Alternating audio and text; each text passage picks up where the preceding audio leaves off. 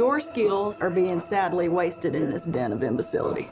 I got things to do. Mama needs tending, the house needs cleaning. I'm done pretending that I can live in a sim. It ain't real.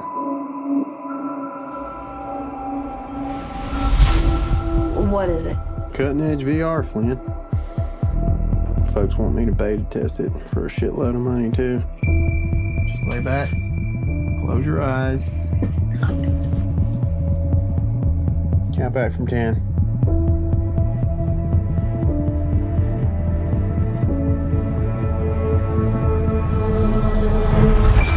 Hello, Lisa, Tania. Very nice to meet you guys. I'm Catherine from Séries da TV from Portugal. And I would like to start asking if you guys were both familiar with Gibson's work before you started getting involved on this project. I was. I'm a huge fan of his and have been for a long time. So to be involved in this project is a dream come true. I didn't have a Scooby-Doo who Gibson was. Now, I know who he is now, and now I'm an absolute huge fan. And I didn't want to start reading the books before when I got the script through, because I think sometimes that can influence how you might see a character, and I just wanted to honor the work that was on the page, you know, the script that was in front of me. And so now that we've finished filming and it's in the can, I just started, I say reading, I mean audiobook. But did you read the book after you finished filming? I just started. Oh, okay. So Lisa, this isn't the first time that you have been working on a project that has already a previous base before, you know, an adaptation. So do you prefer to work on adaptations or originals? Do you feel there is a lot of pressure when it is an adaptation?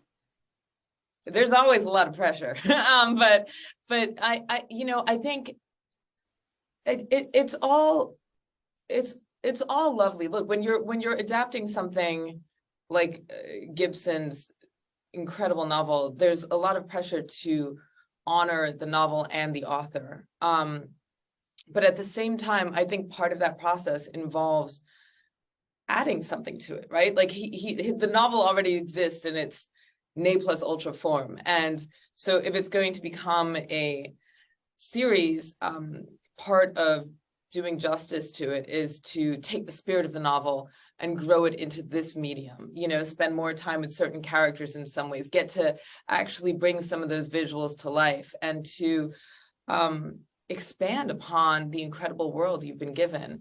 And so to me, it's always thrilling. And even if it's an adaptation, it involves improvisation and creativity and, you know, adding new elements to it. And I think in this case, Scott and his incredible team, as well as Vincenzo, who directed the pilot, and Ulrich, they've done a wonderful job. Yeah, I just talked to Vincenzo, and he said that, you know, it's really difficult to sometimes translate everything that is on the page. So yeah, I can understand that. Tania, what struck you the most about this story?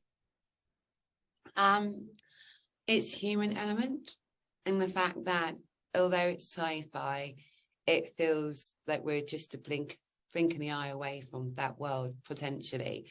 I think that it can also serve as a warning to us, because we're sort of headed that way.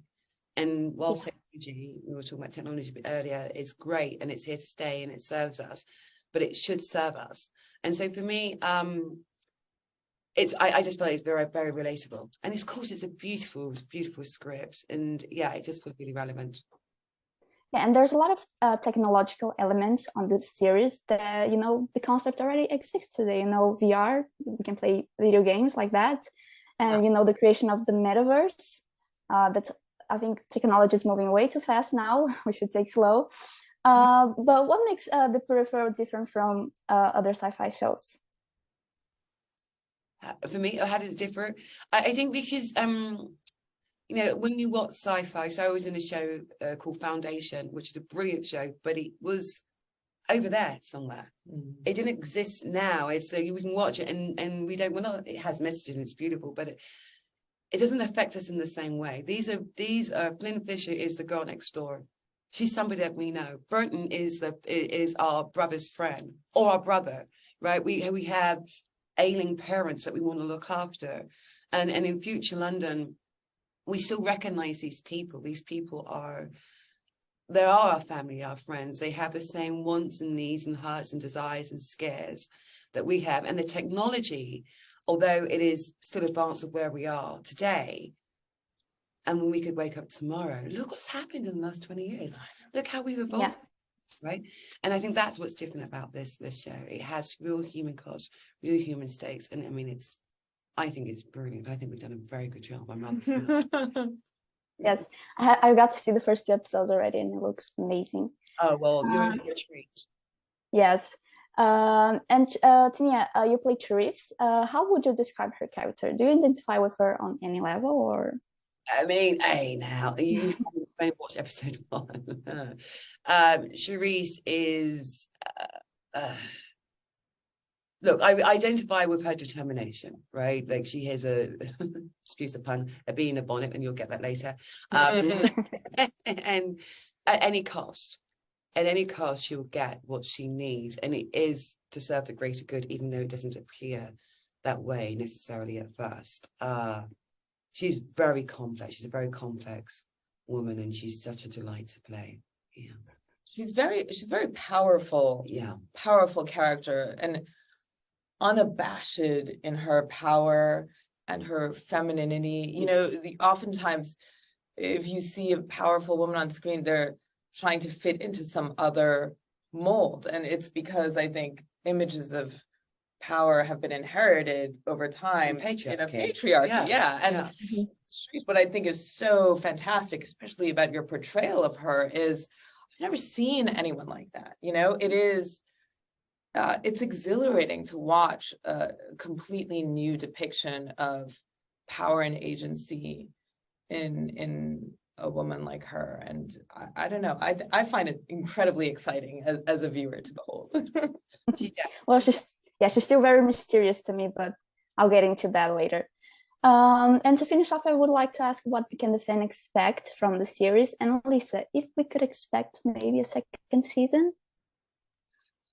What can we expect from the series? I think you'll get to know all of these characters much better and grow with them and learn with them and explore their internal worlds and the worlds around them. And that's what's really exciting to me. There's not one character that I didn't want to lean into more and discover more about them.